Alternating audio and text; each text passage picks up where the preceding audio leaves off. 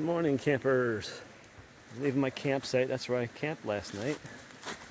It's beautiful. You can hear the water. I had that water running all night. I didn't even use my earplugs because I just had the sound of that rushing water. I slept off and on all night. I don't know why. I would wake up every hour and a half. It was kind of warm and muggy. Like it was in the daytime. It cooled off. I did have to finally put on my t-shirt, and I pulled up my quilt up around my lower legs, maybe up to my waist at one point. There's the creek. But let me see here. I gotta go which way? Oh, I am on the trail. Okay, good. Sorry. So I am heading out. It's 6:45. I woke up at 5 like I normally do. What is going on here? Oh, sorry. There's a spot where there used to be the trail along the river, or the creek here, and then they rerouted it off to the side. So some of the trees still have old blazes on them, but they're like, you could tell they tried to remove them a little bit, but they're not totally gone. So I'm seeing different blazes, different places. It didn't make any sense, but now I'm back on the real trail, the new trail. Okay. Anyway, so 6:45. I woke up at 5 like normal. I'm out of camp about a half hour earlier than I normally am because, number one, I haven't used the privy yet. That's where I'm headed now, to the shelter, which is about 0.7 of a mile up the trail. Should take me 20 to 25 minutes to get there. I'll use the privy there. I also haven't brushed my teeth yet, so I'm going to do that when I get up there as well. Sign the register and all that. And I also didn't have to go slow. That's a little waterfall there. I didn't have to go slow in the morning to try to be quiet so I don't wake other people up. Usually I try to do things a little quietly in case other people aren't up yet. I was the only one around, so I just packed as fast as I wanted to. So anyway, today it's about 11 miles to get through most of the chairbacks. Of course, I have this 0.7 mile just to get to the shelter, and then it's 11 miles beyond that. So I'm thinking, it's closer to 12 miles really today. Possibility of rain late in the day. Doesn't look like it right now. It's clear. Sun's out. The humidity isn't bad yet, but you can tell there's still moisture in the air. It's cool right now. If it warms up, it's going to be another hot, sticky, sweaty, yucky day. I rinsed off my shirt in the creek to get the salt out of it and wrung it out as best I could and hung it up to dry overnight. Didn't dry at all. In fact, this morning I was able to wring a little bit more water out of it. So I had to put on a wet shirt and wet socks, and my shorts were a little damp too. So everything I'm wearing is kind of damp, which, whatever. It's not that bad because it'll get damp later from the sweat anyway. But it's just kind of gross first thing in the morning putting on damp stuff. So anyway, we'll see how the chairbacks are. And I want to try to get, I'm not sure, I may go a little past the next shelter. Just depends on if there's stealth camping and a water source. I just hate to cut short, 12-mile day, even though it'll be a tough day. So if I'm pretty much spent, then I'll just stop at that shelter at around the 11 mile mark past this next shelter that I'm going to right now. So that's it. Tomorrow it's supposed to cool off. Tomorrow the temps are supposed to drop again and the humidity is supposed to disappear. Oh boy, I got a big boulder I got to climb over here. Oh boy. Try to do this one-handed. Okay. So hopefully it'll be much more pleasant hiking starting tomorrow, but I guess we'll see.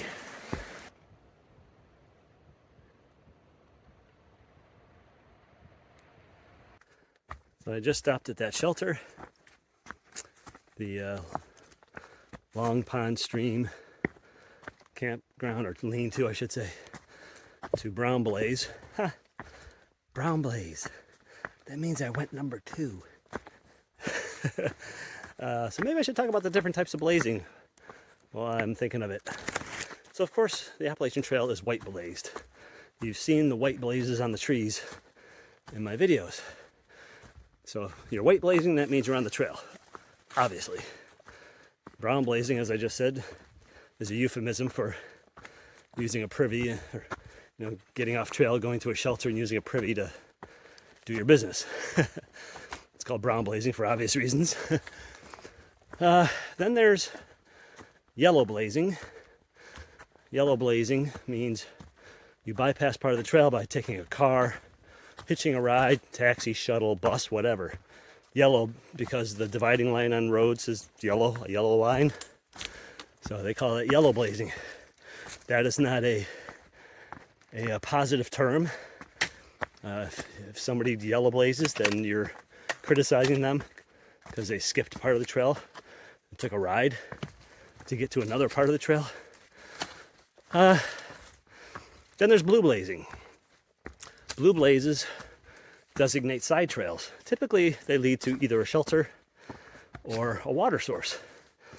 But it can also be a trail that's a shortcut.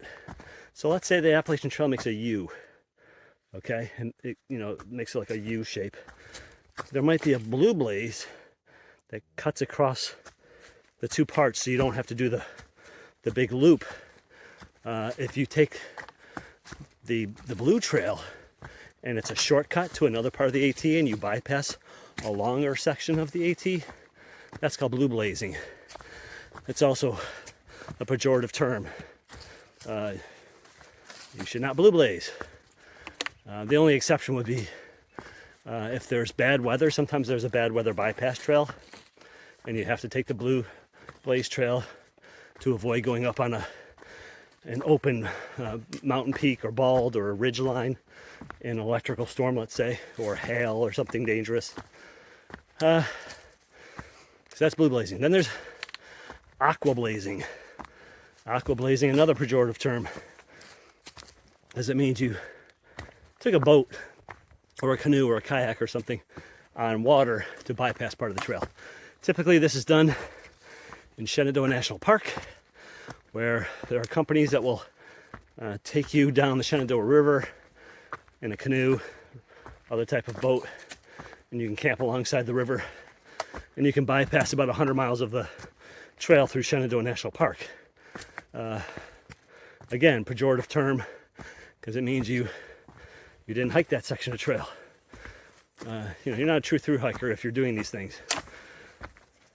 What's next? Oh, pink blazing.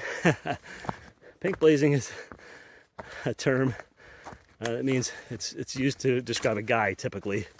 A guy who's hiking in order to keep pace with a girl he's interested in. So if a guy is hiking and staying in sync with a particular female hiker because he's interested in her romantically, they call that pink blazing. Let's see. Then there's a green blaze. Green blazing means smoking pot on the trail, typically, or smoking pot while you're hiking, or at least smoking pot during your hike at some point. And also, sometimes establishments in states where marijuana is legal will have a green blaze on their building, indicating that marijuana or marijuana-derived products are available there. So that's green blazing. I think that covers them all. I might be missing one. Those are the main different types of blazes. So now you're up to speed.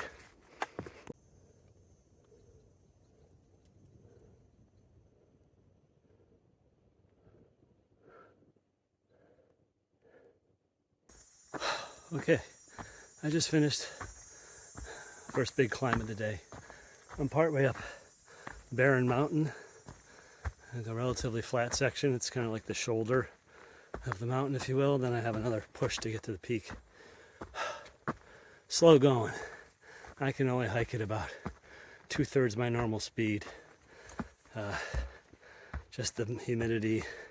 I met a hiker from Kentucky. Well, he lives in Kentucky now. And he said he wasn't expecting this kind of humidity in Maine.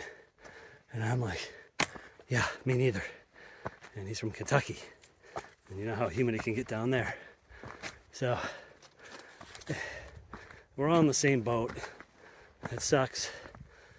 It's supposed to get better tomorrow. Today's just going to be just a sweaty, drenched day. I'm already just dripping in sweat. I'm trying to really pace myself, conserve my energy. I'm carrying the minimal amount of food that I need to get to Katahdin, and trying to not lose a whole lot more weight. I'll probably lose another 2 pounds between here and Katahdin. I've been losing about 4 ounces a day on average, almost 2 pounds a week. I'm at 32 pounds now that I've lost, and I don't really have much more to lose. 6 foot tall, I'm down to 152.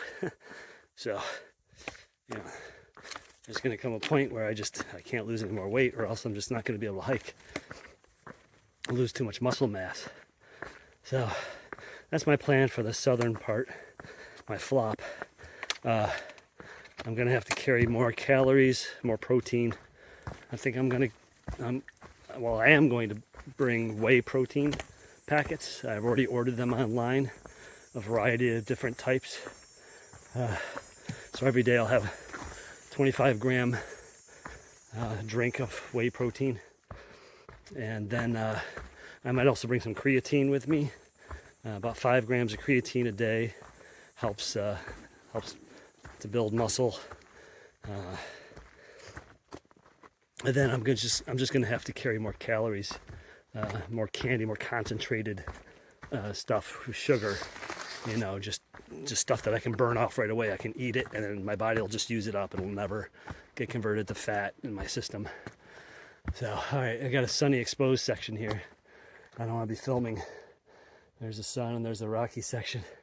So anyway, crazy balancing act between having enough water to get through these sections where you're just dripping sweat constantly without carrying so much water that it weighs you down, but enough water that you don't have to keep stopping and refilling. So, you know, it's a balancing act. Do I want to carry more water, which slows me down because my pack's heavier? Or do I want to carry less water, but make more water stops, which takes time? And also, it's been a dry spring here, so some of the water sources aren't that reliable. Anyway, I'm going to push over this mountain, and I'm going to take a break at the, I think it's called Cloud Pond Shelter. That should be only about 2 miles. I'm hoping to get there by 10 o'clock. It's 8:35 right now. It's like a little fire tower. It's out of commission. There's no viewing platform on top. Just the base scaffolding has been left behind for whatever reason.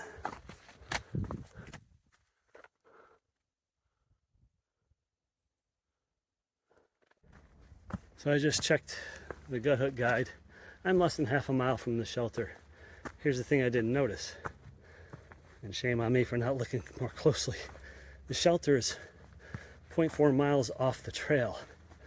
So I gotta go 0.4 to get to the side trail, and then another 0.4 off trail to get to the shelter where there's water. Normally I would never go that far, and I was kind of debating it for a little while, but the next water is 5.5 miles, and it doesn't look real reliable.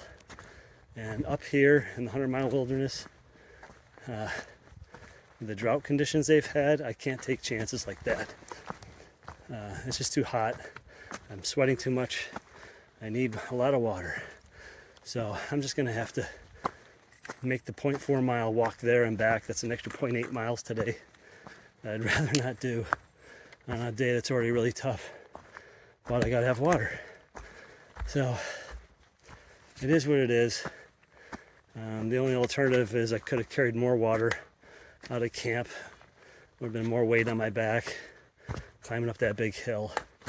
In any event, I did find about 10 miles ahead potential camping spot for the night near a water source. So I'm gonna keep that in the back of my mind. Maybe stealth camp again. Go past the next shelter, which doesn't have water. You have to stop and get water on the way to the shelter. So if I can go past that shelter a couple, 2-3 miles, whatever, and camp right next to a pond or near a pond, then that'll satisfy my needs for water. It'll also get me a little farther down the trail, a little less hiking to do in the days ahead. That is some of the freshest moose scat I have seen yet. So I'm wondering if there's a moose relatively close to here. If there is, I may be encountering it. See how someone wrote in, no, 7.9, not 6.8. I just checked gut hook because I was curious which one's right. Actually, 6.8 is closer to correct. It's 6.9 according to gut hook. The GPS says 6.9. So whoever wrote 7.9 doesn't know what they're talking about or did their math wrong or something. So about 7 miles. I've come about 7 miles to the shelter. I'm going to try to push past that about 2.5 miles, about 9.6 miles. I hear there's a stealth site near a pond. If I can go an extra 2.6 miles, that'd be nice. Because if I can do that for 5 days in a row, that's almost like a whole day of hiking. I can just put in another 2 or 3 miles per day. So, gonna keep pushing on. Okay, so this is really cool, but kind of scary too. This is the remnants of a plane crash. I believe it happened back in the 80s from what I was told. And believe it or not, the father and son who were on this plane both survived. They survived the crash, and they camped out on the mountain. And the next day, they hiked out. They hiked to safety. And these are all the parts of the plane. Exactly where they landed. All those years ago. Almost 40 years ago. Amazing. Amazing they survived. Unbelievable. Well, I'm almost to the top, I think, of Third Mountain. You can see the blaze behind me. I gotta climb up there. Now it's starting to sprinkle, which is like adding insult to injury because it started out warm and oppressively humid, and now it's starting to sprinkle. I'm hoping it's just some sprinkles and we're not going to get an actual rain because I gotta go up on the exposed area here. I don't know for how long. But if it starts to rain hard for whatever reason, I'll have to come back down below tree line and take cover, probably throw my ground cloth over me and my pack just to sit it out. Usually these mountaintop rainstorms don't last long, and you can just kind of wait them out, but that's just going to set me back even more. It's just not a good day. Not turning out to be a great day. So I'm going to get moving. Let's see where I go. See how far I get before a rain hits.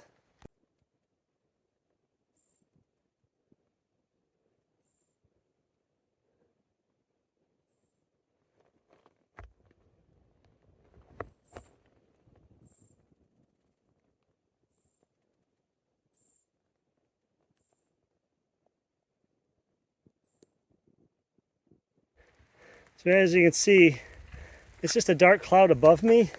If you look out, you got blue sky. Blue sky, now it's starting to rain harder. Okay, blue sky all the way around, except for right over me. So I'm gonna get out of this.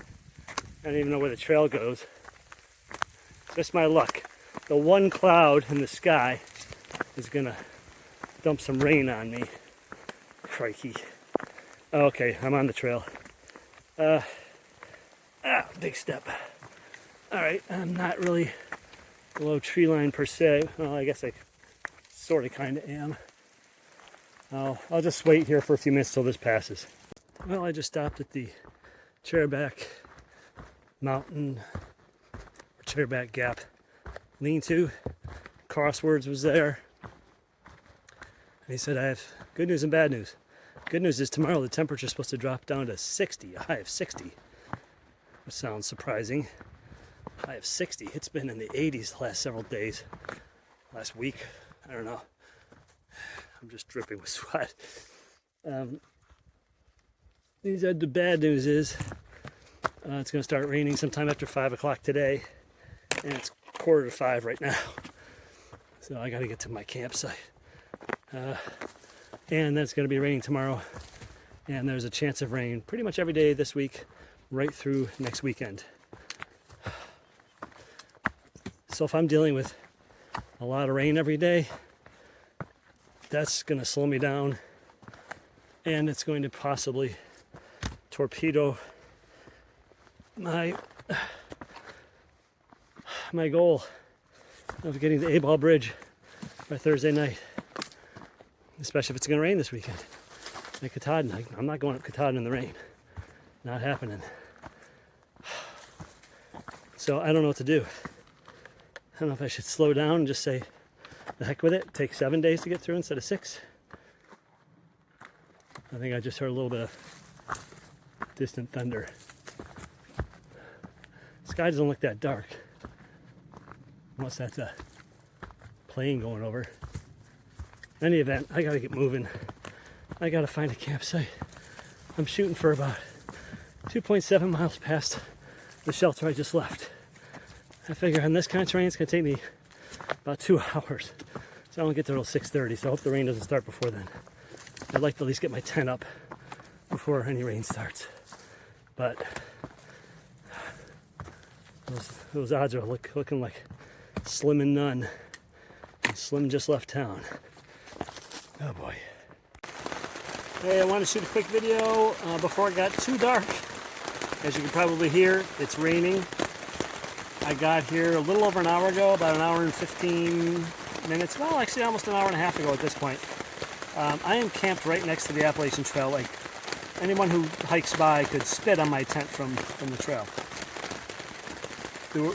There is a 0.2 mile side trail to, I think it's called East Chairback Pond, and I didn't think you were allowed to tent down there because the AWOL guide says no tenting. So I dropped my stuff here, took my water bladder down to fill it, and I'm like, there's some great sites down here, and there's campfire rings, and there's no signs that say no camping.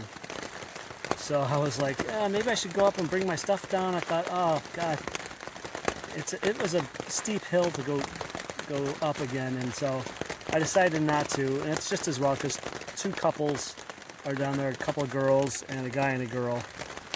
So I'm just gonna stay here. I was able to cook my dinner. Here, I'll show you around a little bit. I was able to get my dinner cooked, but I'm inside my tent. I'm gonna eat in my tent, which is a no-no, but I don't have any choice. All my stuff is just strewn all over the place. I haven't organized anything yet. I've hung up my socks and my gaiters and my calf sleeves and everything. So I'm going to eat in here. I'm going to try to clean up a little bit, use a wet one to wipe off my face and my head, get my bandana wet and give myself a quick sponge bath because I'm just gross, just with sweat. I'm just disgusting. And call it a night, I guess. I hope it's not going to be raining in the morning, but I guess we'll see. So that's the story. I made it here just in time to get things set up and cook my dinner before the rain started. Any night.